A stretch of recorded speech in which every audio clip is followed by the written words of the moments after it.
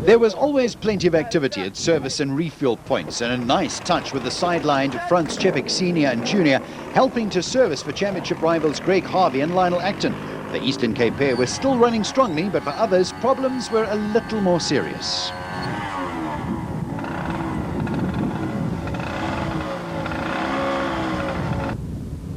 At the front of the field, there had been some dramatic changes. Richard Schilling and Ashley Thorne in the Motortech Raceco were firmly in control, with early leaders Robbie Walk and Greg Wiebel and a string of crews running into a variety of problems. Schilling and Thorne were now being chased by Cassie Coetzee and Richard Leek, who were second on the road in the Castrol Toyota Hilux.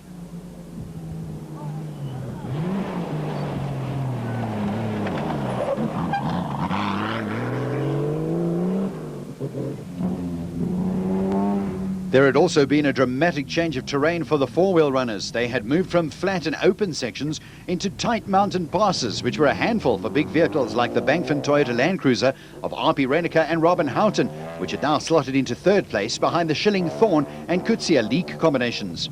Fourth on the road were Stanley Illman and Franz Stangl in the Shell Raceco, who were maintaining the steady pace that has become a trademark for the pair.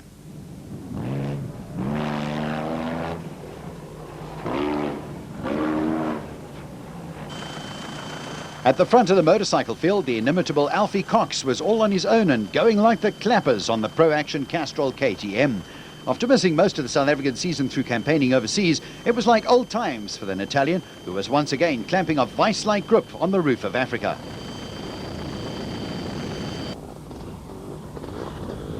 There was also a change of scenery for the bikers. They were now also into the mountains, with Errol Dalton on the Lesotho Office Equipment Honda and Daryl Curtis on the Pro Action AJ Panasonic KTM still riding together. While Cox was overseas, Dalton and Curtis did most of the winning in this year's championship. Behind them, Jason Moriarty sharing riding duties with Alan Julien on the Pro Honda and Gray Dick on the Schimwells Yamaha were finding it tough going and had been caught by German rider Dirk von Zitzewitz on the KTM Deutschland entry.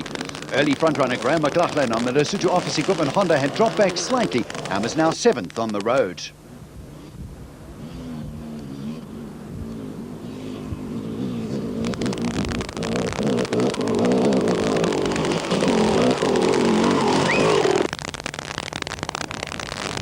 The Lesotho sunroof of Africa always comes up with a few surprises, and carving their way through the field were Natal crew Mark Laurie and Warren Morton in a Raceco.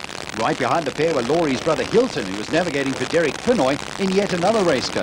Both the Natal entries were running strongly with no hint of a problem.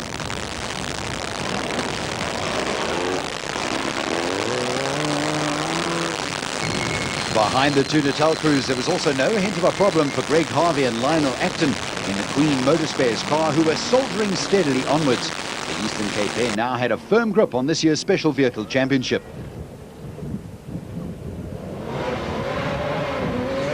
Alex Vowles also had a firm grip on the 200 class championship on the Antilex Dairy Kawasaki, but was coming under pressure from Clayton Enslin on the PD Motorcycles Kawasaki. Enslin was right on the tail of Gray Dick on the Schimwells Yamaha, with Graham McLaughlin dropping another couple of places on the Lesotho Office Equipment Honda. Not that McLaughlin looked too unhappy about the situation.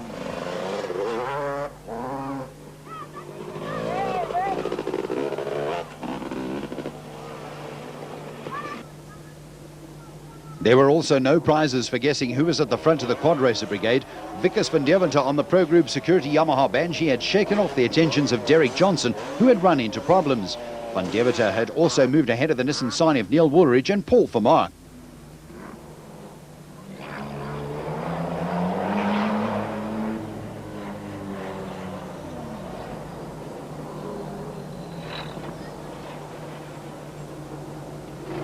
The Sani had lost a great deal of time to production vehicle frontrunners Cassie Coetzee and Richard Leek in the Castrol Toyota Hilux and R.P. Reneker and Robin Houghton in the Bankford Toyota Land Cruiser. Not far behind Woolridge and Vermaak was Rod McPherson on the Team Johannesburg Yamaha, who had made up a great deal of ground and was running second to Van Deventer in the quad category. While McPherson was eating a little dust from the Nissan Sani, there was a more comfortable ride home for someone who had failed to see out the distance. There were no such luxuries, though, for Derek Johnson, who was pushing hard to make up for lost time on the Team Yamaha Banshee.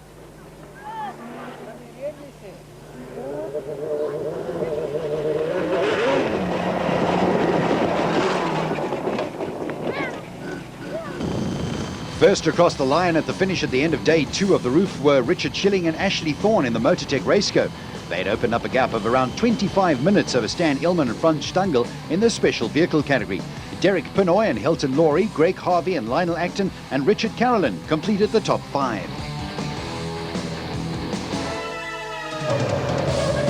First home in the production vehicle category were 1993 winners Kasi Kutsia and Richard Leek in the Castrol Toyota Hilux.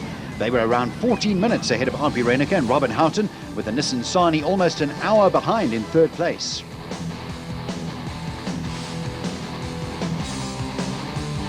At the end of day 2, overall motorcycle category leader Alfie Cox on the Pro Action Castrol KTM had stretched his lead over Daryl Curtis to a whopping 28 minutes. Curtis had broken away from Errol Dalton, with Dirk van Zitzewitz and Alex Vowles completing the top 5.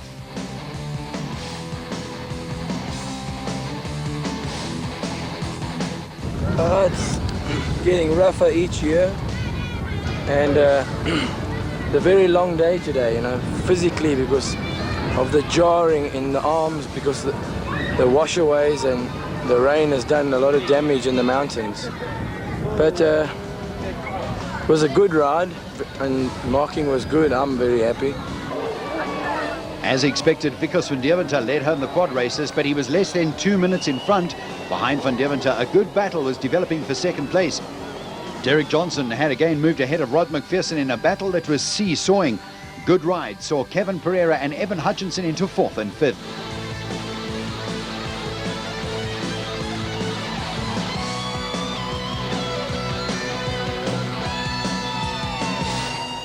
With a comfortable lead, Richard Schilling and Ashley Thorne looked to be good bets to wrap up a second Lesotho